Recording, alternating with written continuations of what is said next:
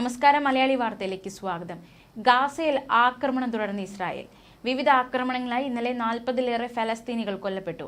West ബാങ്കിൽ നടത്തിയ വ്യോമാക്രമണത്തിൽ 5 ഫലസ്തീനികൾ കൊല്ലപ്പെട്ടു. 10 മാസത്തിലേറെയായി തുടരുന്ന ഇസ്രായേൽ ക്രൂരതയിൽ 40,476 ഫലസ്തീനികൾക്ക് ഇതിനകം ജീവൻ നഷ്ടമായി എന്നാണ് അധികൃതർ പുറത്തുവിടുന്ന കണക്ക്. ഇവരിൽ പകുതിയിലധികവും സ്ത്രീകളും കുട്ടികളുമാണ് കൊല്ലപ്പെട്ടതെന്നതാണ് ഏറ്റവും ദുഃഖകരമായ കാര്യം. അതേസമയം വെടിനിർത്തൽ ചർച്ച ഏതുവരെ എത്തിയെന്ന് നോക്കാം. വെടിനിർത്തൽ ചർച്ച അടുത്ത ആഴ്ച ഖത്തർ തലസ്ഥാനമായ ദോഹയിൽ വീണ്ടും തുടങ്ങുമെന്നാണ് സൂചന. അമേരിക്കയാണ് ഇത്തരത്തിലൊരു സൂചന നൽകുന്നത്.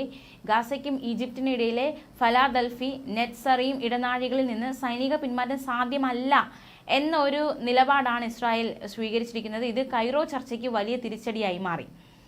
ഗാസയിൽ നിന്നുള്ള സമ്പൂർണ്ണ സൈനിക പിന്മാറ്റത്തിൽ വിട്ടുവീഴ്ചയ്ക്കില്ല എന്ന് ഹമാസും നിലപാട് സ്വീകരിക്കുകയുണ്ടായി. ഇറാനും ഹൂതികളും ഹിസ്ബുല്ലയും ഇസ്രായേലിനെതിരെ പ്രതികാരം ചെയ്യുമെന്ന് ഉറക്കെ പ്രഖ്യാപിച്ചിരിക്കുകയാണ്. ഏത് നിമിഷം വേണമെങ്കിലും ഇവരുടെ പ്രതികാരം അല്ലെങ്കിൽ ഇവരുടെ തിരിച്ചടി ഉണ്ടാകും എന്ന ഒരു വലിയ ആശങ്ക നിൽക്കുന്നുണ്ട്. ഇത് സ്ഥിതിഗതികൾ മേഖലാ യുദ്ധത്തിലേക്ക് നയിക്കാനുള്ള സാധ്യത മുന്നിലുണ്ട്. അമേരിക്ക ഒരു വിലയിരുത്തൽ ഇത്തരത്തിലുള്ള നിഗമനത്തിലാണ്. ഗാസ യുദ്ധത്തിന് ഒരു അന്ത്യം വരുത്താനുള്ള നീക്കം തുടരുകയാണ് പെന്റഗൺ. അതേസമയം ചെങ്കടലിൽ കപ്പൽ ഗതാഗതത്തിന് യമനിലെ ഹൂതികൾ ഉയർത്തുന്ന വെല്ലുവിളി വേറിട്ട് തന്നെ കാണുമെന്നും പെന്റഗൺ വ്യക്തമാക്കുകയുണ്ടായി. US സൈനിക മേധാവി ജനറൽ സിക്യു ബ്രൗൺ, ഇസ്രായേൽ പ്രതിരോധ മന്ത്രി യോവ് ഗാലന്റ്, സൈനിക തലവൻ ലഫ്റ്റനന്റ് ജനറൽ ഹെർസി ഹലേവി എന്നിവരുമായി സുരക്ഷാ സ്ഥിതിഗതികൾ ചർച്ച ചെയ്തു. ലബനാൻ ഇസ്രായേൽ അതിർത്തി കേന്ദ്രങ്ങളിൽ സംഘർഷം ഇപ്പോഴും തുടരുകയാണ്. അലക്സ പള്ളിയിൽ ജൂത ആരാധനാലയം സ്ഥാപിക്കുമെന്ന ഇസ്രായേൽ മന്ത്രി ബെൻ ഗവീറിന്റെ പ്രകോപനപരമായ പ്രസ്താവനയ്ക്കെതിരെ വ്യാപക പ്രതിഷേധം ശക്തമായിരിക്കുകയാണ്. തീ കൊണ്ടുള്ള അപകടകരമായ കളി എന്നാണ് ഹമാസ് മുന്നറിയിപ്പ്. എന്തായാലും അറബ് രാജ്യങ്ങളെ ചൊടിപ്പിച്ചിരിക്കുകയാണ് ഇസ്രായേൽ മന്ത്രിയുടെ പ്രസ്താവന. അതിനിവേശ കിഴക്കൻ ജെറുസലേമിലെ അലക്സ മസ്ജിദ് കോമ്പൗണ്ടിൽ ജൂത സിനഗോഗ് സ്ഥാപിക്കുമെന്ന പ്രസ്താവനയാണ് അറബ് രാജ്യങ്ങളെ ഒന്നടങ്കം ഇളക്കിയിരിക്കുന്നത്.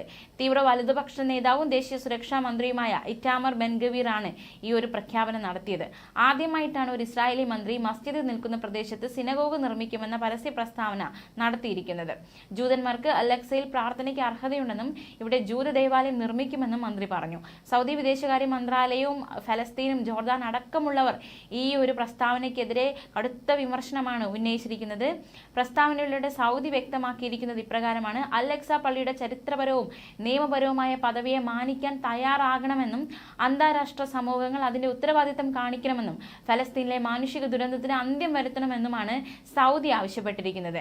മേഖലയെ ഒന്നാകെ ഒരു മതപരമായ സംഘർഷത്തിലേക്ക് നയിക്കാനുള്ള നീക്കമാണ് മന്ത്രി ബെൻ ഗവീറിന്റെ പ്രസ്താവനയെന്ന് ഫലസ്തീൻ അതോറിറ്റി വിമർശിച്ചു. അലക്സ പള്ളിയെ പരിക്കേൽപ്പിക്കുന്നത് ഒരിക്കലും ഫലസ്തീൻ ജനത അംഗീകരിക്കില്ല എന്നും ഫലസ്തീൻ അതോറിറ്റി വക്താവ് പ്രസ്താവനയിലൂടെ അറിയിച്ചു. എന്തായാലും ഇത്തരത്തിലൊരു നീക്കം കൂടി, ഒരു പ്രസ്താവന മന്ത്രി നടത്തിയത് വലിയ രീതിയിലുള്ള വിമർശനങ്ങളിലേക്ക് കടന്നിരിക്കുകയാണ്. എങ്ങനെയായിരിക്കും ഈ ഒരു പ്രസ്താവനയുമേലുള്ള തുടർ നടപടികൾ എന്നതും പശ്ചിമേഷ്യ ആശങ്കയോടെ ഉറ്റുനോക്കുകയാണ്. ന്യൂസ് ഡെസ്ക്, മലയാളി വാർത്ത.